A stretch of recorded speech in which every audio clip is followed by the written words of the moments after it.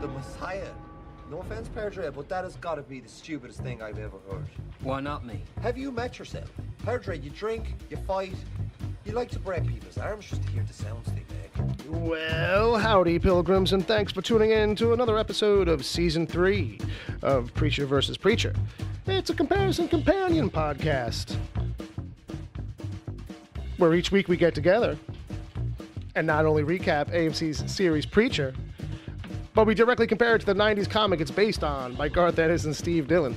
Who are we? I'm Bill Sweeney, and that's my buddy Dom. What up, y'all? Welcome back. I was being silly. I was trying to... Yeah, he was doing like a slow read on the intro. Yeah, it wasn't like I was having any trouble. I was just trying to find something goofy to do this time. Yeah, so you might know us. We're from the Wicked Theory podcast and other such things and places. But we're here, and this is what we do. We break down the episodes of Preacher. We compare it. We have fun. We make some laughs. Some. Well, sometimes. I think the laughs are few and far between lately. No. Actually, you know what? It's not as goofy, so there is a little bit less of that. You know what I mean?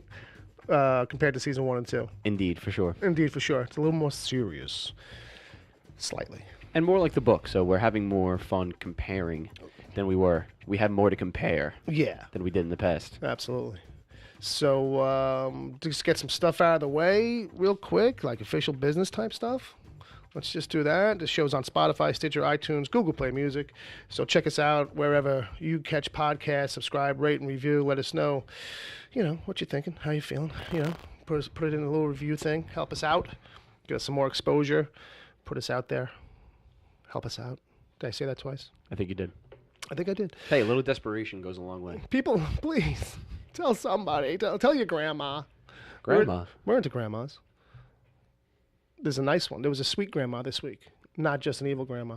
But we'll get to that. We will. Dom's at Dom_Tory, Toore. That's on Twitter. That's right. And over there, I'm at Wicked Theory. You can follow this show on Twitter at PreachVSPreach. The email for this show, we're going to get to some emails. We got some emails this week. We got an email I think I missed from last week. To be Okay, honest we'll get to it. But the email address is pvp@wickedtheory.com. Sign up with your Twitter handle if you want. We'll give that a shout out for you. And I'm thinking, I thought about it right before the show, right before Dom got here, that at wickedtheory.com, there's a voicemail thing. There is. This is a new feature. Yeah. You know what? I had it up for a couple of weeks, and we finally got some people doing it, dropping us voicemails for the main show. Mm-hmm. And I'm like, why are we not mentioning it over here? So, people, if you want to keep the motif, you want to treat it as a confessional, because since this is Preacher, I don't know. If you want to leave anonymous confessions of some kind, I don't know. But if you just want to talk about the show, the TV show, this show. Yeah, that would be great. That'd be great. Give us some feedback. Tell us when we're wrong. Tell us, what we missed. Right. If you guys feel like, there was a thing over here, And we'll give you a shout out on our social. Yeah, we'll give you a little shout out. We'll give him a little shout out. Definitely give you full props here. But you can keep it anonymous. There is a field where, you write in a name, but you don't have to. Right. Like, if you really were going to kind of, share some dark secret, But, yeah, please, go check it out at wickedtheory.com. When you go there, there'll be, a red tab that pops off from the side. And if you've got a microphone hooked up, or if it's enabled on your device or whatever, it even says it, when it pops up. It's I'm sure most smartphones nowadays can handle that type of thing. Yeah, I think so. I think it's a thing you just got to kind of make sure, because I don't know if you can listen back after you make it. Okay. You probably can, I think. So voice record it on your iPhone and then upload it to the voicemail thing, if you can do that. I don't think you can do that. Oh, no? No. All right. No. Well, it's like an all-in-one. It's an all-in-one kind of thing. Okay. But give it a go. Give it a go, kids. Try it out. See what happens. We'd love to play your the sounds of your voices. Yeah, because I'm sure people are getting tired of hearing us. They might want to hear a third voice. Once in a while. Or a fourth. And it could be you. Just keep it to a reasonable length, Don't need any, 5-minute dissertations, you know what I mean, about page 17 of the graphic novel, volume 2. Whatever you guys got, we'll take it. Don't worry about it. Yeah, I think there's a fast forward button if I need it on the thing. Exactly. Other than that, I guess, people want us to probably just dive right into it. But before we do that, just a reminder, if people want to support the show, they can do that too. This show, Wicked Theory Podcast, and the DCTV Report, you can support all of them by supporting us over at patreon.com/Wicked Theory. Just check it out. See what's going on over there. We're only looking for $1. There's other stuff available, but hey, I mean, $1. $1. $1 a month. $1 a month. What is it to anybody? It's nothing. Well, depending. Depending. But hey, these shows, at this point, they cost us a little bit to fucking put up. Yeah. So, it ain't a lot, but every little bit helps. We're doing 3 shows, so. Absolutely. So with that, this is a spoiler warning section. Yes. It's season 3 now, folks.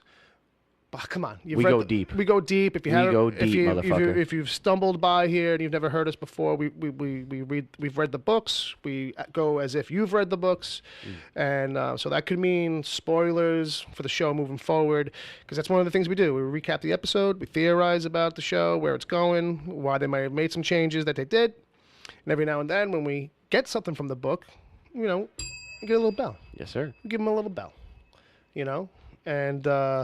And hey, if you haven't read the books, yeah, and you're somebody that doesn't mind spoilers, there's a place here for you too. Yeah, and you can get some insider knowledge that you wouldn't have previously known. Right. Right. That you can have over your friends that watch the show. Right.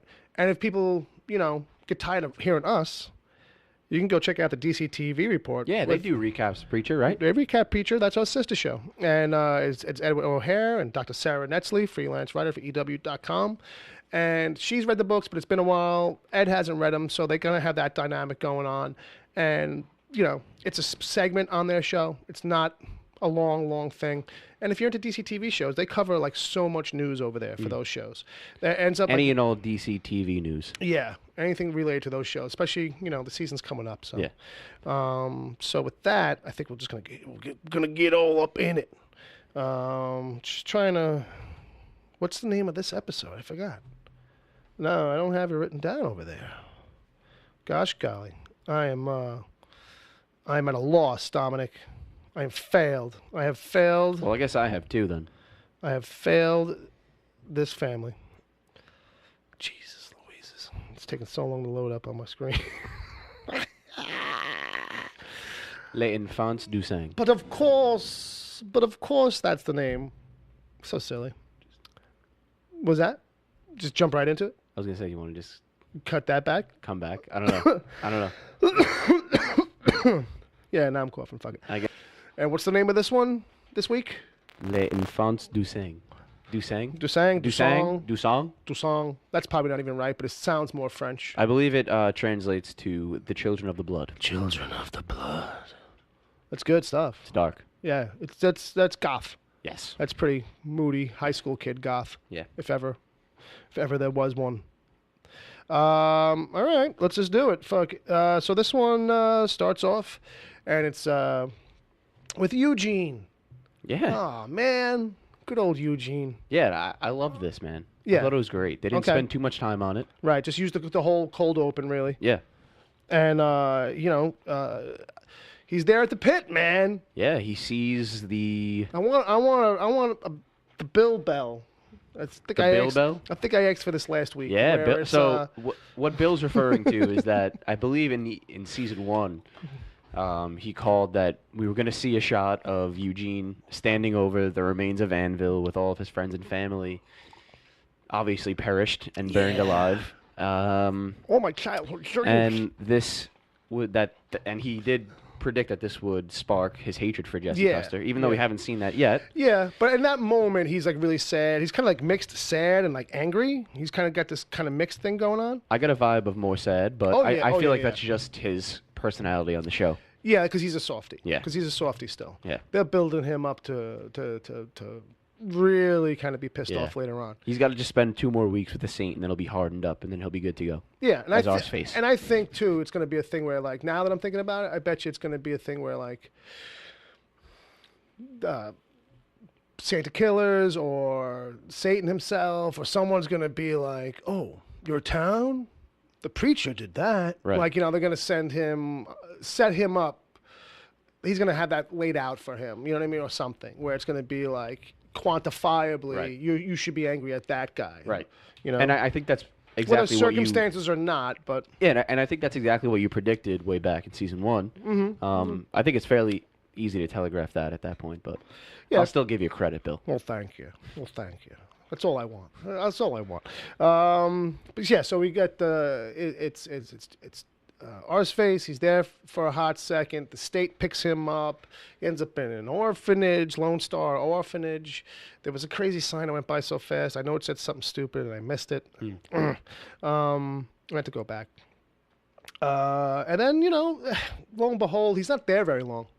No. He gets to meet a kid who's like, oh man, that kid's been in the system too long. He's got no hopes and dreams. And a kid like you, with your face, you ain't ever getting adopted, basically. But then somebody comes, Dom. Somebody comes to, like, take care of the little fella. Yeah, his knight in shining armor. Yeah, no. Not really. But, yeah, so... It was the Saint of Killers. It was the Saint of Killers of all people, which was a pretty... kind of like mixed bag. Like when we heard it last week on the preview, we were like, "Oh, this is going to be a bit that they're going to like run into the ground, maybe." Yeah. But they didn't. They handled it pretty well, in my opinion. Bill. Yeah, it was kind of like one and done. It was more for like kind of like a jokey setup and an excuse to like, kind of like get him out of trouble. Right. You know what I mean? In the end. But got to see Saint throw a lady through the wall, which that was cool. pretty cool. That was cool. Didn't really see that coming, kind of. So now. He puts cuffs on him, and they're going for a walk. They're going on a walk to hell. Yeah, pretty much. Well, I think they're on a walk so he can get whoever the other person he's supposed to get is. Because Satan was like, I need these two. Remember, he puts 2 folders. So I can only presume we're going to start heading towards a Starbucks or a Subway or something. Because Hitler's, we see him in the previews where, like, he's wearing an apron and working somewhere. So. Yeah. So Cassidy. Now this is where the big thing of the week that's from the book is Cassidy. Go for it. Hit it. Ow. And it was the teaser from the end of last week's episode, but the Les Enfants song, they scoop him up, and we should just say "Children of the Blood" from here on out, because I'm done saying that fucking phrase. I'm sorry. No, I'll say it. You can say "Children of the Blood" every time I say it in French, Okay. and then you can like be like the translator. Okay. Like when I say Les Enfants song. Do I have to say "The Children of the Blood"? No. You say it like if you were at the UN and you had some annoying really Device. really white guy translating for you. Right. You know what I mean? Okay. So if I say Les Enfants song. The Children of the Blood. There you go. One test round. That's all we get. But yeah, so it's from the books. It's actually most of it comes from his special, his one shot issue. Like when the series was running in comics. Cassidy's. They did a bunch of standalone individual books. Like annuals kind of thing that they do in comics. Yeah, just giving us a little bit of backstory on a little characters. solo story for each one of them. That's why when you flip through the graphic novel, sometimes it's not Steve Dillon art, it's somebody else's. Right. That's what one of these books was. So his was Cassidy Blood and Whiskey. And that's where you meet Icarus. Icarius. He's so precarious. And, it follows... I reread the book today, actually. It's a really quick read. It's a really quick section. And it follows, like, the gist of it and the heart of it in a way where it's, like... Mostly it's about Cassidy not digging what the guy's doing.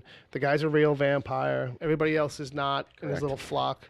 I kind of forgot how similar they played it on the show as it's done in the book. Yeah. Because when I came through today, I was saying that, that guy in the book, he didn't really have powers, right? He was kind of a fraud. Right. But Bill set the record straight for me. Yeah, I mean, he's got it. Yeah. He's got the whammy jammy. But, like, there's other stuff that they do on the show that's not in the book. Like, him eating the owl. Right. You know what I mean? Like, nice touch, though. I mean, if anyone was going to prove to me that they were a vampire, I would just ask them to eat an owl. I think, later we learned he can fly. I think if he had just kind of like hovered, I'd be like, okay, that's pretty good. That's pretty good. That's a pretty good trick. But I kind of felt like bad because I was like, that owl seemed to be his pet. Yeah. And didn't seem like a meal per se because he had like the glove. Right. It was there for a while. It was just like, It was definitely a little too far on his part. Yeah. He's very dramatic, this guy. I mean, just by his wardrobe. He may have invented the word. It's true. That's his last name, Dramaticus. Okay. Icarius Dramaticus. Oh, right. That's from Harry Potter, isn't it? Probably. I think I just turned somebody into a frog. But so one of the funny moments is that turns out it's like some kid's basement. Yeah, the Meemaw comes down. Yes, that's in my notes. Meemaw. Meemaw comes down and like, oh, all right, I didn't know you guys were doing your thing or whatever. She's got the perfect touch. Yeah. Was the fucking white grandma laundry basket? Yes. That she was walking down with. Yes. Ugh. When I saw the shoes, because it starts on her feet, Yeah. and it was the grandma white tennis shoes, sneakers, whatever you call them in your town. But I was like, oh, this is somebody's grandmother. Yeah. You know what I mean? So with that, it's a funny moment. But Cassidy's basically like, this is some bullshit. Yeah. This is a joke. But we jump to Jesse and TC and Jody, and they're basically working out a plan. Yes. To make it kind of get right to the point of it. They work out a kind of plan. It's one of these plans where they don't tell the audience outright, and we just kind of follow along piece by piece. Yeah, this episode moved like that. There were a few elements of the episode that they kind of just put it out there, and then when we come back to it, it's already done. Right. Yeah. There's a couple of moves like that. And that's fine with me because there's a lot of moving parts to this season right now. Mm-hmm. There's a lot of more moving parts that are gonna be worked in coming episodes, so we need to kind of move it along, and there's no time to really spend on little side stories. Yeah, some things sometimes it's like, oh, I'm kind of okay. They're jumping over that, right. And it's like, okay, other shows probably would have, if we had more time. If this was a 13 episode season, you know what I mean?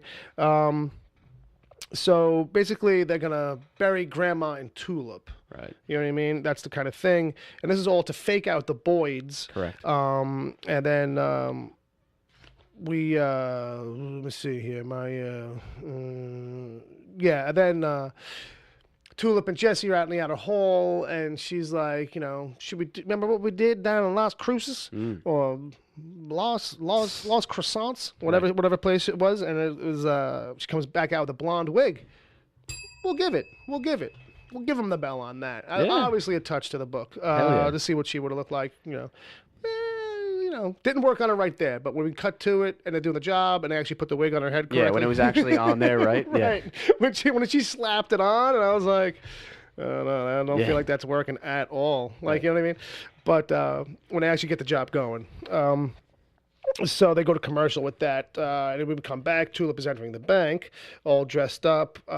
They open up the safe deposit box, and she triggers this under-the-desk alarm. Yes. But I mean, I was gonna say, like, what a racist bank.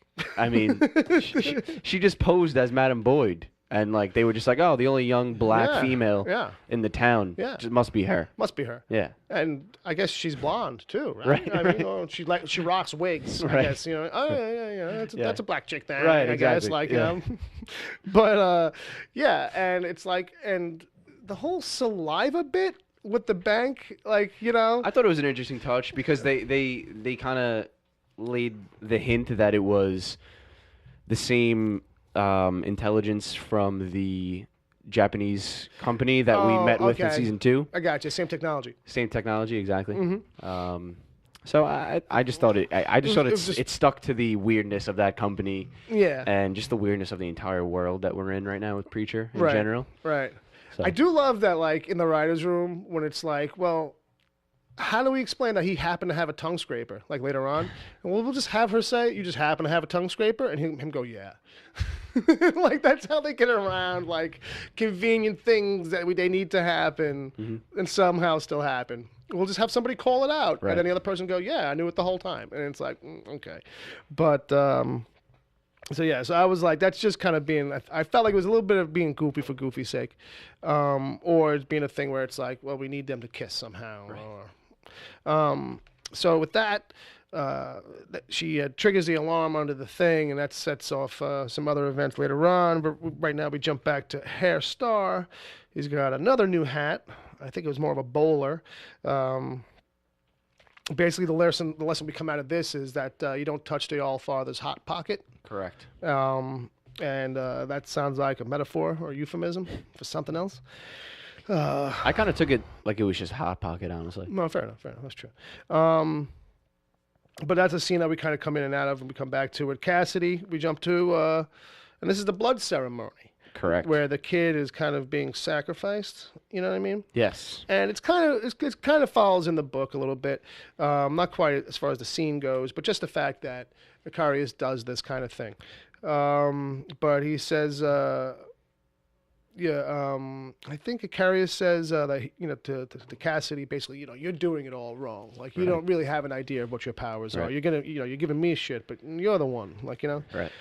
which is kind of what happens in the book. In the book, they kind of go back and forth with, in essence, like Cassidy ends up saying, well, I've figured out this and this and this isn't true. And he's like, well, I figured out that this and this isn't true, but this is true. Like, this is, like, neither one of them got the Vampire 101 book, and they've just kind of figured out certain things. And, but mostly Icarius is, like, stuck in the book with whole, like, I wonder if they're going to do the thing in the church, because there's a point where, like, they're looking for a place to go, him and Cass, and it's like, oh, where are we going to go? The sun's coming up or whatever. He's like, oh, let's run to the church. And Icarius is like, no, like, what are you, insane? Yeah. Like, he's like, you watch way too many movies. Right.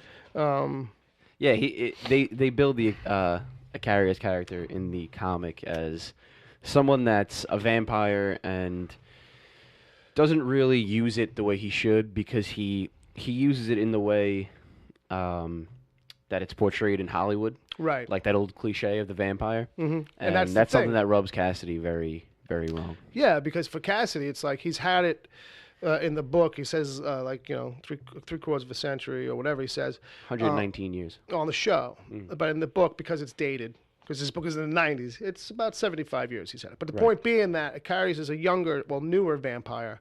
So he's got all these pop culture points of reference that he just kind of figured were the way it is. Right.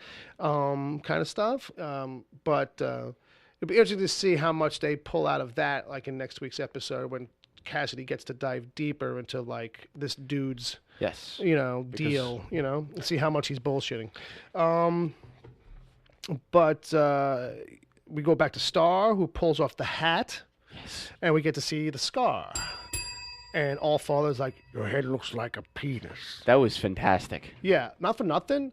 Like, it didn't look like that big of a fucking mark it was going to leave in the early episodes. That's why I was like, oh, they're going to, like, someone else is going to do it again. Right. But now it looks like, ooh, dude, get some salve. Like, put something on that. Like, he just lets it, I'm going to let it breathe. Yeah. Like, you know what I mean? But cover it with a hat so nothing gets in it. It's going to leave it open.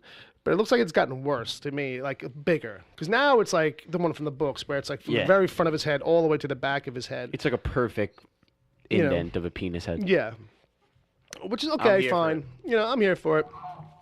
I kind of feel like they might have taken it away from Jesse, because they thought maybe that's a thing that down the line, if they do, it's just so ultra aggressive and kind of fucked up that. But I'm like, if you build Jesse to be that angry, maybe, then anything. Like, you know what I mean? If you play it right. But this is the one they're going to do with it. So we get a little bit of the hat game. Indeed. You know what I mean? So we get to see the scar. And the Allfather, when he turns around, the Allfather's there in his office. Yes, he is. Yep. Cut to commercial. We come back. Jesse's in the bar. Already beat up a bunch of people. We didn't need to bother seeing that. That goes to what we were just talking about. He beat up a bunch of boys, basically to draw out the madam. So now she's there. Basically, it was all just kind of like this long ruse back and forth, where he's just trying to get her to spit in his face so he gets a nice sample of her saliva. But in the end, he's got to play it to get a kiss out of her. And when he gets in the car with Tulip, he does the tongue scraping thing, and she calls him on it. But what we finally get to see is the other phase of the plan, which is Jody drops TC off at the petting zoo. Yeah. Basically in his boxers. Right. And boots. And they're because they're on a mission. They got their own assignments that we don't know what they are at this point. So that was kind of diversion. Funny. It's kind of funny. But what's funnier is that now the cops on the way to the bank get the call, and the cop is it's a call. It's like, we need somebody down at the petting zoo. We got a guy in there running around, and the cop's like, we're going to the bank. There's been a robbery. And she's like, but it's TC. And he's like, Yep. Turns right around. And you get the slow-mo of TC running with the goat, That was fucking amazing. Which is fucking amazing. What's funny is that like It's as far as they can go, really. Well, I was saying to Palmer last night because Agent Palmer now calls me after every episode, and like I get the Palmer report. Okay. But like we kind of talk a little bit about it. I don't like to over talk it because I like to try and save like kind of like your thoughts. My for the thoughts show. for the show. I don't want to feel like when I come in here I'm like talking. I never liked that on our main show where it's like I talk it to death all week and then like maybe go on a radio show and then talk it some more. Like I feel like I'm. Ugh. But my point being that I had the same stance as you where it's like I guess they're not really going to go full hog, but then in the book they kind of really don't too much either. Like maybe once you actually get to see him doing it, like usually he gets interrupted or just finished or something like that. So they're kind of in the wheelhouse of the bit as far as it runs in the book. Absolutely. But it's funny that they're doing it though. The innuendo is all you really need. Exactly. I think that's as far as they can go, really. Yeah. And I really don't think they need to go any further. Like even if they could, like even if the network is like, yeah, whatever, just fucking do it. Yeah. Not every joke has to. Yeah. It doesn't. So he steals a goat. Jody kills a bunch of Boyds back at that motel or whatever that is where they usually hole up. And that's while Jesse and Tulip are robbing the bank. We cut back to Star. The head looks like a penis, and they eat Horse. a lot. We go back to Cassidy. I don't know if you took note of it, but it almost was like in the previous scene when we're visiting Star and the All-Father. It's very light out. Looks like it's midday, and then by the time we get back to them, once they finish the meal, it's like pitch black out at nighttime. I felt like that was kind of a way to show like how long it takes for the All-Father to eat. You know? Yeah. Oh, yeah. He was just like, oh, let's have a quick meal before we start the meeting. I didn't even catch that, but you're right. Yeah. But you're right. Yeah. Because there's so much food that by the time we come back to it later, oh, good call. Yeah, right. Because I don't know, good eye, Tiger, good eye. Head looks like a penis. I keep coming back to that. Why not? Yeah, I mean, why not? Who doesn't like a good penis? So Cassidy's flying with Icarus, Ezekiel. Then they ended up at the bar where it's like, he shows him another ability, which is, to do the whole Dracula vampire classic. Yes. I can woo with my eyes and brings a girl over, you know what I mean? And Cassie doesn't buy it, you know what I mean? And then shows him. And it works. And then even the dad comes over. Yeah. And E-Boy starts making out with the dad. And it's like, all right, whichever way you want to go. And then poof, like that, he's gone. Yeah. And then Cassie looks down. And he's a little tiny kitty. Yeah. A little baby kitty. Oh. He's like Sabrina. Yeah, It'd be funnier to hear him on this show. I'm sure that cat has a lot to say. Oh, yeah. Okay, so with that, turns out that, Carius, basically he just kind of says what it kind of comes out in the book. He's like, I'm just looking for a friend, really. Yeah. Like, I mean? I took on all these kids or whatever and all that bullshit, but, like, now that I found you, we're kinship, kind of, you know what I mean? But that's kind of where that scene ends to hold on to because we cut to Jesse and the peeps.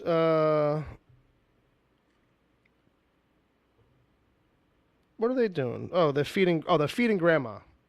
Yes, they bring back. Well, I'm missing something, right? Yeah. Well, what happened was they didn't really tell us that the bank robbery was for souls. Right. As opposed to money. Mm-hmm. And when they bring back all the souls to Angelville, they start feeding Grandma. And after a couple souls, she's good as new. Right. Fresh out of the box. Fresh out of the box. And, why worry about anybody else who's missing a soul? That's something that crossed my mind. I'm like, what about all these people? Like, now have no chance of ever getting their soul. And poor Jesse's on an adventure here to find his soul. Yeah. And it's kind of hypocritical. Just saying, Jesse. It's a little bit selfish, but I understand. You were in a position. And I feel like there was like 8 vials in there, too. They used like 3. Yeah. And there's like extra souls just laying around. So let's remember that just in case. Why not? Just in case that pops up again. So then we cut to Cassidy. Now, he's popped up back at E's house. Yes. And this is after. I guess I didn't make a note of it. I think I got lost in the episode. He's at some point separated from E, Yes. and he's in an alley. Well, he's in like a crack house or whatever it is. Yeah, he's smoking crack. smoking it up. Yeah, and he gets a actually, we call come from back from Tulip. commercial with a real tight shot on the crack in a crack pipe cooking up, and I was just like, "Damn, man, I'm glad that was never my habit." Because if I was watching this, I feel like I might have a problem right now. Like I might be breaking into some kind of habit, cold sweats You or think so? something. Yeah, man, I feel like that might be that kind of drug where it's It'll like turn you seeing on? it do that and hearing it, and like it might call back the beast, is what I'm saying. Like if you're a person who cleans yourself up, like, Yeah, you you're never like, know. oh, I'm just going to watch some Preacher. And it's like, oh my God, that crack cocaine looked a little too good, and who's the guy that gets to be on set like, I'm not going to say how I know this, but I could really make some realistic looking crack cocaine. And I'm pretty sure I know exactly how it's smoked. But that's an interesting conversation to have. Going around to the set. Anybody know who knows a lot about crack? Yeah. Anybody want to volunteer that information? So They put out a casting call for a crack specialist. yeah, and he gets a call from Tulip, which I'm guessing because Cassidy I don't think has a social security number or really like point of address. He's just got a burner phone. Yeah. A lot of burner phones, I bet. He has this long kind of thing with Tulip where she's just trying to check on him and be Yeah. like, don't worry, once we're done, we're going to all catch back up. And he's kind of like in a crackhead place and he doesn't care. He's just like, whatever. Like he's kind of feeling all burnt out, literally. So I kind of missed out on that. Well, yeah, he also makes it a point to say that he's been around for a long time, and he uses people as a turnstile, and he doesn't really Right. I'm not stay good. in one place, Right. and keep friends for too long. I don't hang in. I move on. Right. So this sets up an interesting Yeah. dynamic now to see how his mentality going forward with Icarius because of the way he said that. Right. Could have made him feel like he wanted a friend more in that moment, and that's why he gravitates back towards Icarius. Right. Right. I think that's what it is too. Like she makes him realize that like, Yeah, he does need somebody. if I'm not going to hook up with these two, Yeah. maybe there's something here, Right. So he knocks on the door. And Mima. and Mima answers and she's says, "What have you been doing?" Really happy to see him. Really happy to see him and like, "Oh, how you doing? What you been up to?" He's like, "Smoking some serious crack." Some serious crack smoking. And she's like, "Oh, no, that's not good." Like, Right. whatever she says in response is like, "Oh, don't do that." Like, you know what I mean? It's so grandma. It's so Mima. So Mima. Oh. But she lets him in anyway. This guy, this vampire, a crack-smoking vampire. He's smoking serious crack. Tulip calls him. That's actually how the episode ends. I jumped ahead. I was gonna bring that back. Yeah. But back to the Boyds and Jesse and the gang. They drain Boyd, Madam Boyd, for Grandma. And then Jess, when it's like, well, now what are they all going to do? Jesse walks in and just puts 2 bullets in her. Yeah. Like it's like that. You know what I mean? Which is crazy, I feel like, a little bit. Like, A little bit. Because it's like one of these things where, like, on the show, like, sometimes, like, people will just do things and things happen because it just needs to happen. And it's like, how else are we going to get rid of this Boyd character? Everything else seems like a labor or some kind of thing. I probably would have just had her die during the fucking procedure or Yeah. something. You know what I mean? They took too much from her. Who knows what other voodoo she's got inside of her? Go burn her body in the backyard or something. Like, you know what I mean? Yeah, Which for white people, burn a black person is not cool. But, I think it was just a way for the show to show Jesse's ruthlessness. Yeah. While that character that he those characteristics that he has in the books, where he's very ruthless, but he's also right. he acts in that manner because of his good intention. Right. So like there's a righteousness Right. behind him usually. Yeah. Whenever he does kind of do stuff that's like quasi bad guy shit. And in this moment, he was just doing it to set her free. set her free / I think bolster his position back with Grandma Yeah, again yeah. and be like, I'll do anything, and have a dramatic moment where he can be like, pow, pow, Right. this is how we're going to do things, because he kind of makes a declaration of like the next step Right. kind of a thing. So he kills her, and then we go back to Star with the All Father vomiting with the stick, which is Interesting gross as touch. fuck. And I kind of like. I looked away. Yeah. I had to look away for a second. I kind of watched. It was rough, but I kind of forgot about it from the book. You know what I mean? But instantly, I was like, "Oh yes, right, correct, yes, this is how it goes." Well, in the book. he does that a lot in the book, but they never really show like the instrument that he uses. So it was interesting to see that on the show. Right. I think in the book he just kind of like he just does it, or like He just he eats himself to throw up. to point like to the he's point just where, shoving things in his mouth right, and he can't pukes. keep it down. Right. Like it forces itself out. Right. Yeah, which is, but yeah, it's a good book. You should really read it if you haven't. Kids love it. So yeah, that brings us to the end. I kind of gave that away. Cassidy, says, "Yeah, I've been smoking crack all day," and Grandma lets him in the side door. Yeah. And go meet up with the kids playing, Dungeons and Dragons or Vampires and Humans, whatever crazy game those kids play. There you go. So, not as heavy this week with the in-book references, but the Cassidy stuff is so damn close in spirit and little snippets of dialogue that, it more than makes up for it, I feel like. You know what I mean? And did we not go back to Eugene and Santa Killers? No. We didn't, right? No. We just kind of see that quick setup. And then I was expecting that, I think next week we're going to go heavy with... the Three's Company? Yeah. Yeah. The try. Yeah.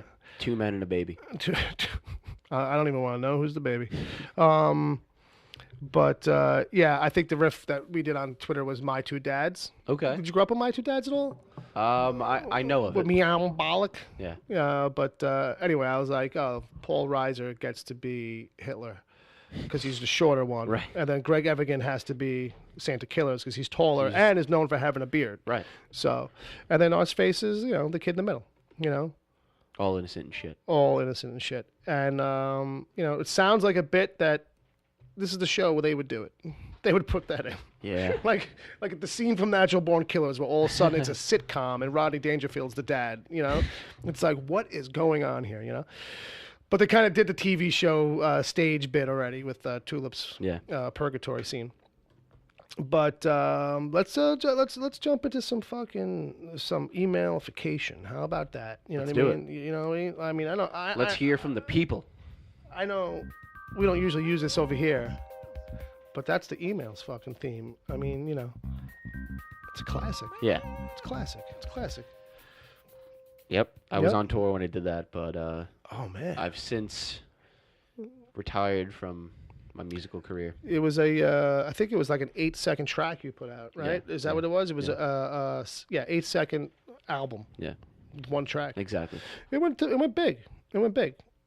So far, it's been on 2 podcasts. I was gonna say it's got some plays on some podcasts. It's got some plays.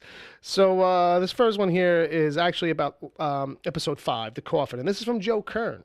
So Joe Kern will remind you who Joe Kern is in a second here. He goes, "Hey all, love the podcast. And I've been meaning to write him for a while. I've always listened to you guys during Preacher versus Preacher. So it reminds me of conversations I have with my own friends about comics, which makes it fun to listen to. But I really need to get around to getting into Wicked Theory again. You may remember me from earlier season discussions too. Anyway, moving on to my comments about the episode.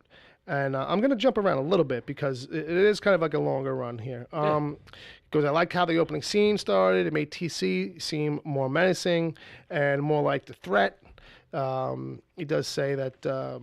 he wishes that there was more of a scene of Jesse being put into the coffin. But I think the coffin itself was handled nicely. I'm not sure what to think about the way which he got out. Yeah. I kind of agree. The cigarette thing was a little bit of a stretch. That's basically where we were at last week. But it makes sense to do it that way instead of him being taken out after the extreme amount of time he was always in there in the comics. It's true. It's true. It was a nice bit of ingenuity for Jesse, I suppose, but I feel like they would have taken all of that off him before tossing him in the coffin to begin with. That's a good point. Yeah. We did get some nice John Wayne, though, which I'm always up for, is what he says. I'm not sure about the direction they're going with Humperdoo.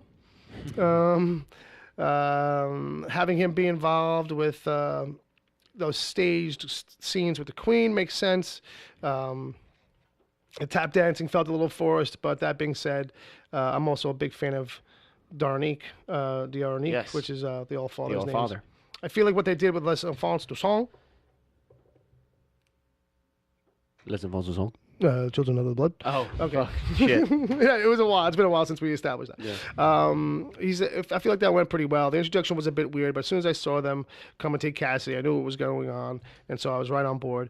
All we need is Cassidy now ripping apart one of the poems, which is a great scene in the book, because the one kid keeps reading the fucking poems, and he's just like fucking. He leaves. But then he comes back by kicking the door open and takes the poem book and shoves it in the kid's mouth. But overall, I'm liking the show in general. Not even just this season, which has definitely been ringing more bells than the past 2 seasons combined. So I look forward to seeing how they continue on with it. I'm a bit mixed on the next episode's coming attractions. That was this week. I like that they seem pretty faithfully reproduced, meaning the song. I'll even give them the weird kind of flying scene, assuming it's a fantasy. But it turns out it wasn't. I kind of saw it as an allusion to when Cassidy jumped off the Empire State Building, maybe. Maybe. But the scene between the Santa Kills and Art's face did seem odd, and he is talking about before he saw the episode. So keep up the good work on the podcast. Can't wait to hear more episodes of that too. P.S. Feel free to shorten up my email. I know I wrote a lot. Thanks, Joe. Yeah, but Joe Kern. You can follow him at JoeK345 on the Twitter. All right. Yeah, I think we were basically all in agreement on episode 5. Sure. What he said was basically our thoughts in a nutshell. on Yeah, the I episode. mean, pretty much. It's one of those things where we're all kind of probably in a similar Camp. camp on a lot of these things. Yeah. Uh, Next email. Next email. This one's from James. James Baham. This is my first email of the season. He's popping his cherry, he says in the description. All right, listening to the podcasts, catching up on them. This season and getting to actually watch live. He's catching up on those two, I guess is what he's saying. Correct. The main reason for the email is to answer your question about TC and Grandma. Out of anyone needing this, I'd have thought Ed, not you, Bill, but when a man gets of a certain age, his body changes and things happen in his pants. When he's around a beautiful woman, things get hard. In the case of TC, beautiful, quote unquote, and woman, quote unquote, well, forget about it. If it has a hole he can fuck, why haven't you skipped ahead, Bill? You're really expecting me to explain sex to you? Well, to be honest with you, I thought you were going to go longer with the bit. So, I do believe that one was they were doing some Gone with the Wind. Okay, cool. And considering God is in a bondage dog costume, why is someone role-playing Southern antebellum so strange? That's a good point. It was just icky. It was just the icky kind of thing. Grandma was probably reminding TC of his place, that she's the only one thing he can't fuck. That's a good point. Yeah. The cigarette was supposed to get sucked up into the air pump where it could ignite the oxygen, but I think it was just pumping air, not pure oxygen. Question marks, I don't know. That MacGyver scene made no sense, really. Kind of got to agree with him. My biggest question, the tombs are open, but there are people inventoried hanging up on the dry cleaning rack. So why in fight would you feel the need, or why would you need one of the regulars? Why in fight to feed one of the regulars to Grandma when they could go grab someone to bring up to her? Yeah. What he's saying is why was there infighting between the group? Oh, he made that 2 separate words. Right. Okay, that's Yeah. what's throwing me off. Yeah. Well, okay, I see. Yeah.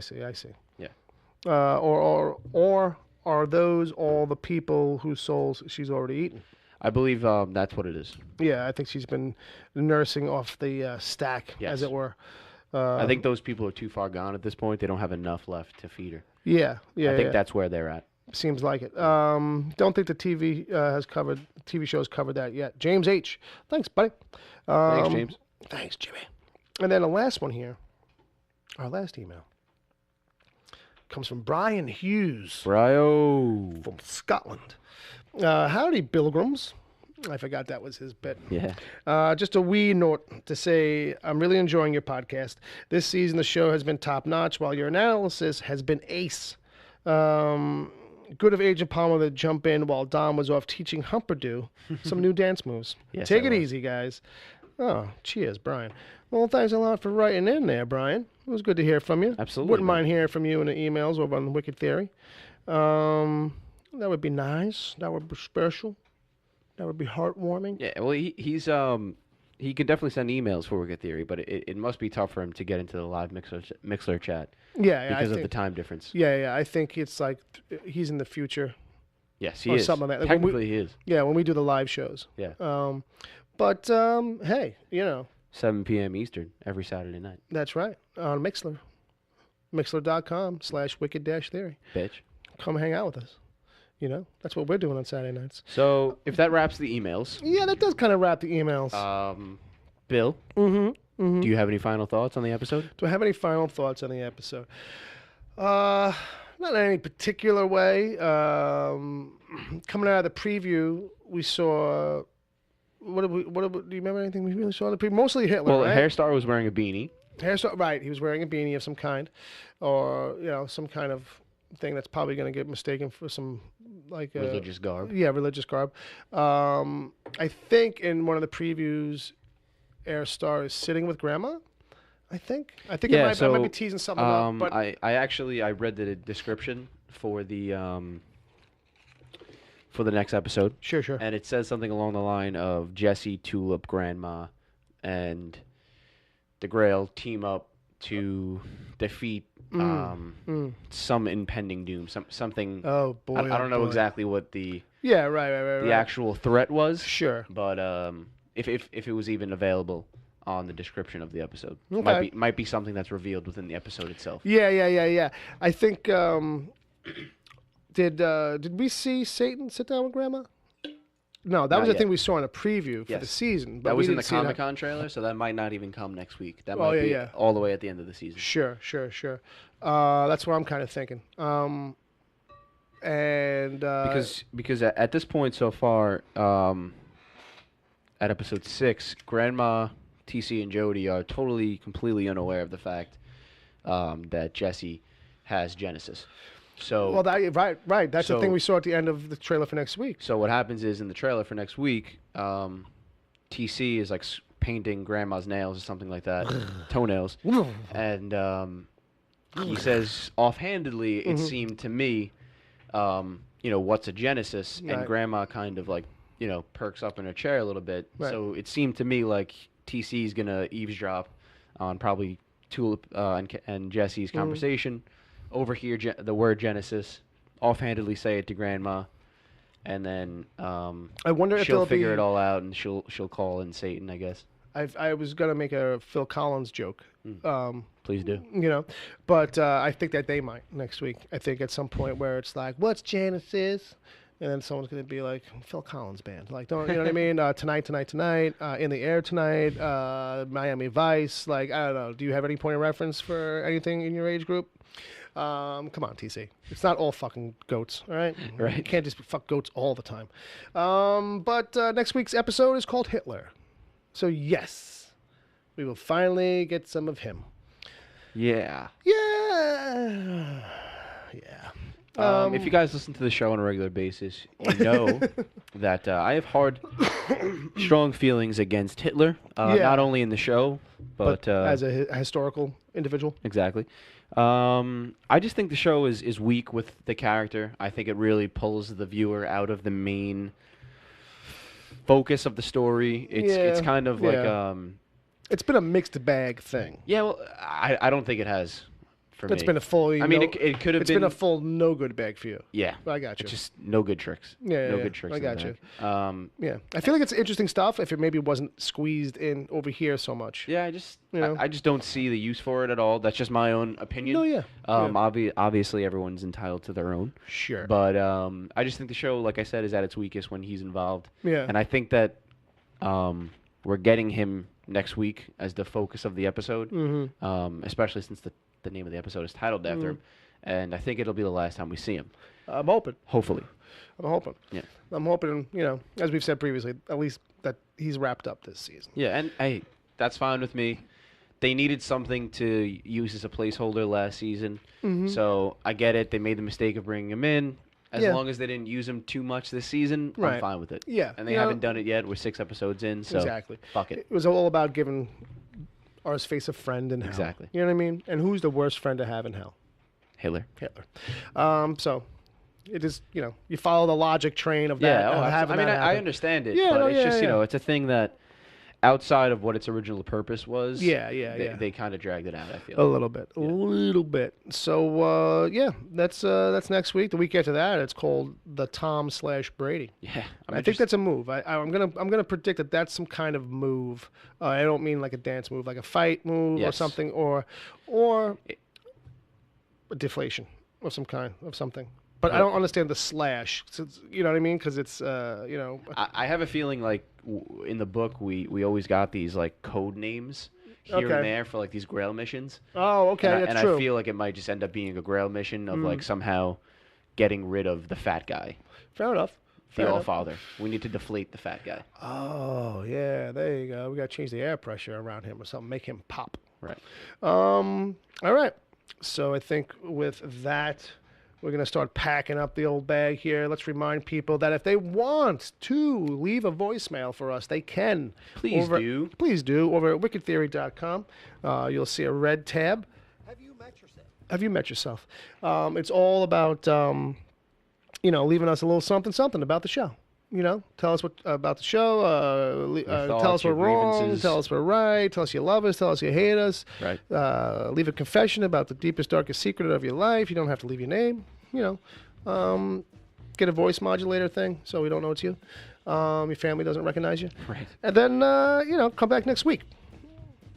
And then follow us on all the social medias and stuff like that. And share the episode with your friends. Why not? Share it on Twitter. Share it from whatever service you listen to us on. Please do. Please do. Tag us in that stuff, too. Why don't you? Thanks for hanging around, kids. And, until next week or until the end of the world.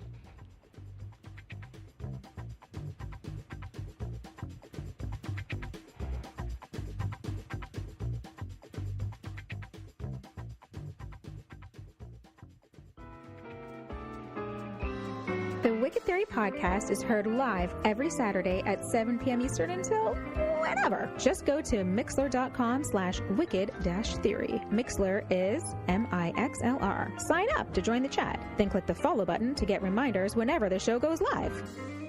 You can find the show on iTunes, Stitcher, Google Play Music, wherever good podcasts are given away for free, and at wickedtheory.com. You can support the show at patreon.com/wickedtheory. There you can get the after show if you miss it live.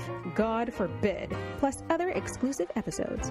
As always, send your emails to podcast@wickedtheory.com.